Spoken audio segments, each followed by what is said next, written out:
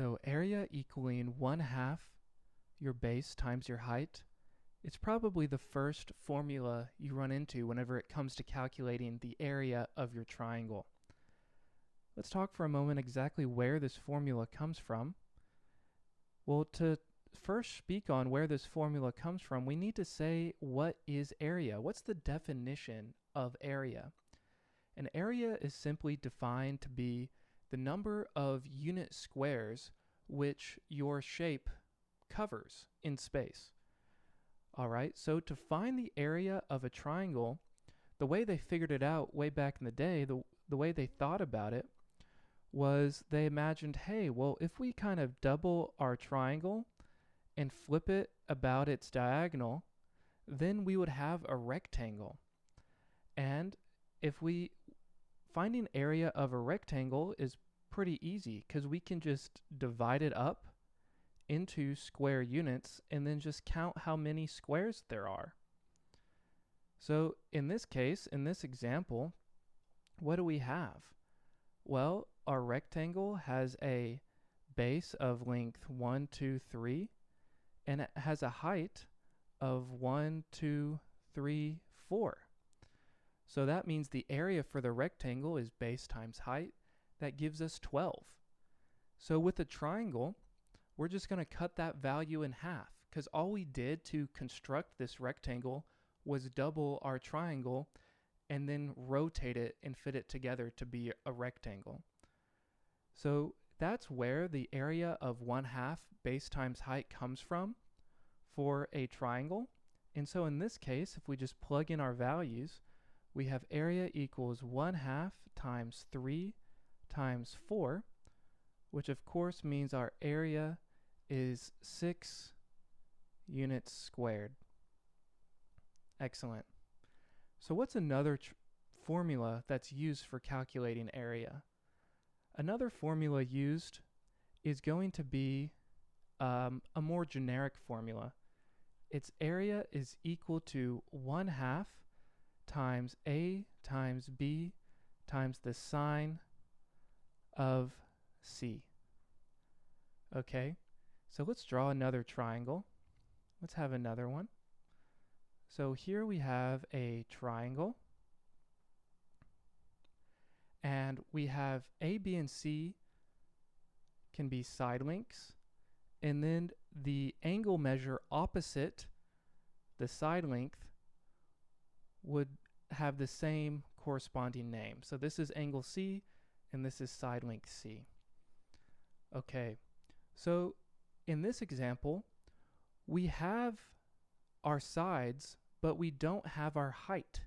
We can't use our tried and true area equals 1/2 the base times the height formula here because we don't have a height. But is there a way to define it? And let's think about that. So if we put this drop down here and label it H, is there a way we can label H or figure out what it is? And of course there is, or we wouldn't be talking about it, but it has to do with trigonometry. So let's think back to our most basic trigonometry, and that's of course the little phrase SOHCAHTOA.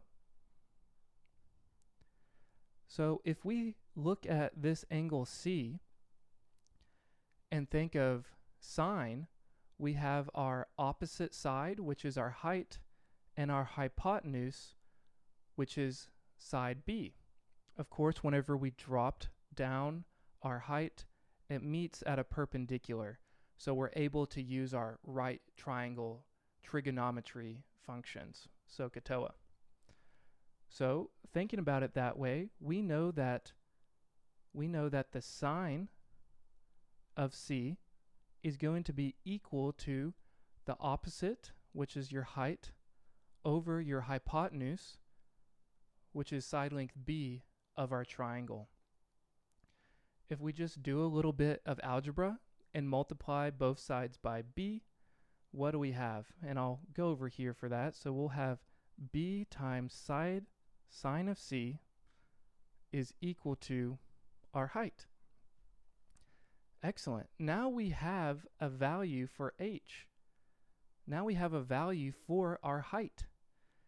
And so we can use b times sine of c in our tried and true area equals 1/2 times base times height formula. So let's clean this up just a tiny bit. Clean this up. Okay. And what are we going to use? Here, let's go to another color. Let's go to this blue color. So we have our area is equal to 1/2 times the base. Well, what's the base of our triangle here? Our base is A.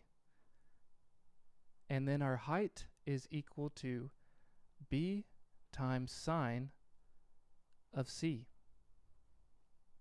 Excellent. So here we can see that both of these formulas are tried and true, 1/2 base times height, and the formula 1/2 times A times B times sine of C are valid area formulas. Just a quick note, whenever you are using this formula, be sure to make sure that the angle in question you're using, angle C, is between side lengths A and B. Okay, you always want to use the angle which is found between your A and your B. Okay, so just be aware of that whenever you are using this formula. Let's continue on. So another formula that's used, this formula is used just for equilateral triangles, but it's the square root of 3 divided by 4 times your side length squared. So let's do our best to draw an equilateral triangle. So here's a pretty decent attempt at an equilateral triangle. Maybe I can clean it up just a tiny bit, make it a little bit better. But here is a fairly equilateral triangle. And for the sake of this, we're going to mark it up and say, yes, this triangle is equilateral. Okay, so an equilateral triangle, it's defined to be a triangle such that all of its sides are congruent with one another. So for this triangle, we're going to call our side lengths S. So they all have side length S. And also recall that for an equilateral triangle, that all of the angles of an equilateral triangle measure to be 60 degrees. Now I want you to think of the formula we just talked about. We just talked about area equals 1/2 times A times B times sine of C. And we just learned how this formula is true. Okay, let's think about it in terms of our equilateral triangle. Well, in our equilateral triangle, notice that both A and B are going to be our side length S. So if we already start to convert it a little bit, we have our area equals 1/2 times side length, which is of course our side length squared. And then we still have this times sine of C that we want to think about. Well, in this case, sine of C is going to be sine of 60 degrees. And sine of 60 degrees is just the square root of 3 over 2. If you have trouble remembering your trig equivalents, I have a video on remembering the unit circle. I think it's going to be a super helpful video, so check out that video if you have trouble remembering your sine and cosine values. So we know that sine of C is just the square root of 3 over 2. So if we put this all together, we have our area is equal to 1/2 times side length squared times the square root of 3 over 2. So lastly, just combine your 1/2 and your square root of 3 over 2, and you will have our desired formula of square root of 3 over 4 times your side length squared. So that is where this formula for an equilateral triangle comes from. Excellent. So lastly, the last formula I want to talk about today with you guys is Heron's formula. And this was discovered way back in the day. And it kind of has a funky formula to it, but the formula is that the area is equal to the square root of S. Now S in this case isn't the side length. S is actually equal to the semiperimeter. Okay, so S is the semiperimeter. And what is semiperimeter? Well, semiperimeter is just the perimeter cut in half. It's just 1/2 of the perimeter. So we're going to say S is equal to the perimeter divided by 2. Okay, so going back to the formula, it's the square root of the semiperimeter times the semiperimeter minus each of its side lengths.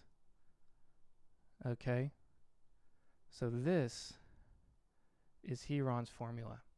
So let's check out Heron's formula in action. Let's see it in work. So we have some triangle. Okay, and let's give it values. Let's give this example values. Let's say this is side length 13, this is 12, and this is 9. And let's calculate the area using Heron's formula.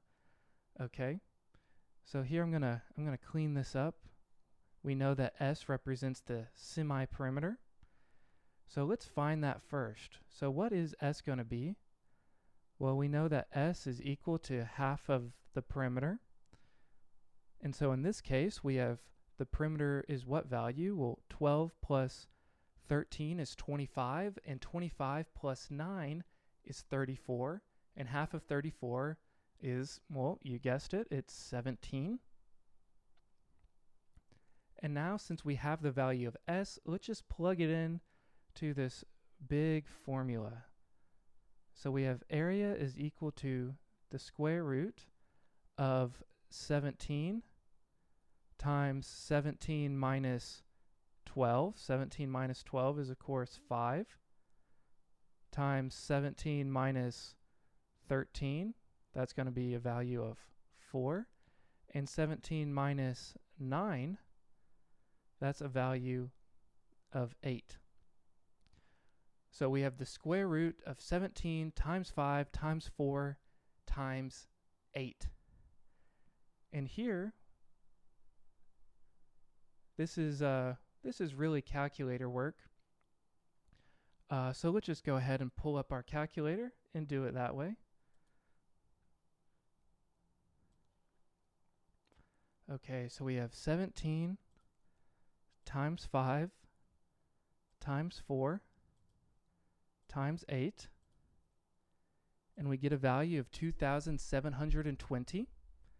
Now let's find the square root. Let's take the square root of this value, and we get 52.1536 something something something. So we get 52.1536. 52.1536. And technically I should change my equivalent signs to an approximate sign, since it was just a decimal that goes on forever and ever. It was an irrational number. So this would be the value of the area for this triangle. But let's, instead of proving Heron's formula, it's kind of a long proof and algebraic and dirty. Let's solve for the area using one of the other formulas we've already used. And let's just verify that we get the same answer. So for this problem, in order to use another one of our formulas, we need to find an angle measure. So how can we find an angle measure? Let's say we're trying to find theta. How can we do that? Well, we need to use the law of cosines in order to find this angle measure. Remember that the law of cosines states that a squared plus b squared minus 2ab times the cosine of theta is equal to c squared. Okay, I have a video that proves the law of cosine, so if you'd like to see that, you can check it out. And so let's plug in these values and solve for theta. So again, a squared and b squared are going to be our 12 and our 9. And that's because theta is always between your a and your b.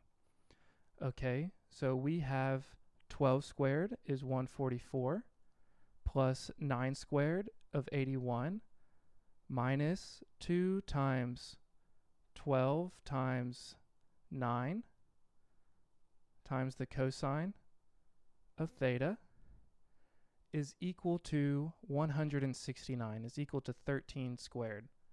Oops, 169. Now again, it's mostly calculator work, but 144 plus 81 is what value? That's 512, 225. So let's, this is really calculator work. So let's pull up the calculator. Let's not make any careless errors while we're doing this. Okay, we'll move it over so we can see what's happening. So let's clear this out. So we have 169, and we're going to subtract 144 and subtract 81 from both sides. And we have negative 56. So we have negative 56 is equal to negative 2 times 12 times 9 times the cosine of theta. Now let's bring back up our calculator. We have, so clear this, we have 2 times 12 times 9. I believe that's 216. Yep, 216.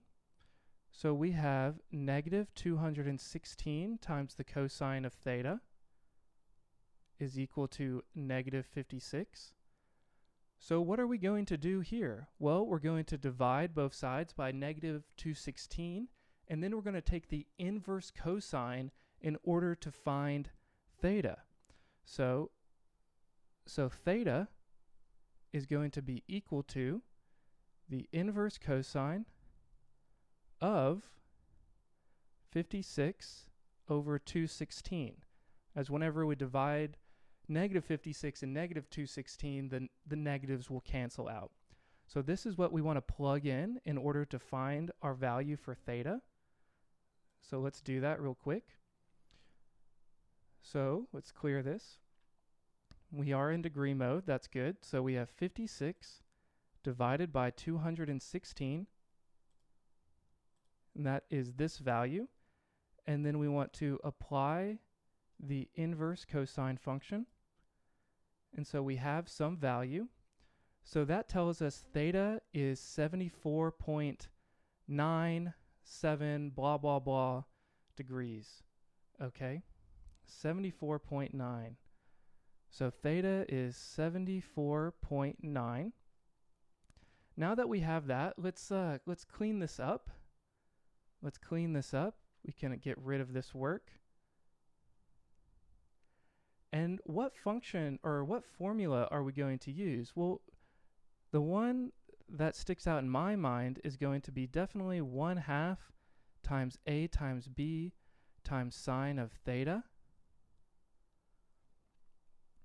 And so what we're going to punch into the calculator is area equals 1/2 times 12 times 9 times sine of 74.9. Okay, and let's see what this value is whenever we put it into our calculator. So I have what our degree is in theta. I'm going to leave it as this long decimal so that it's more accurate. Okay, so we're going to apply the sine function to this value. Now we're going to multiply it by 12.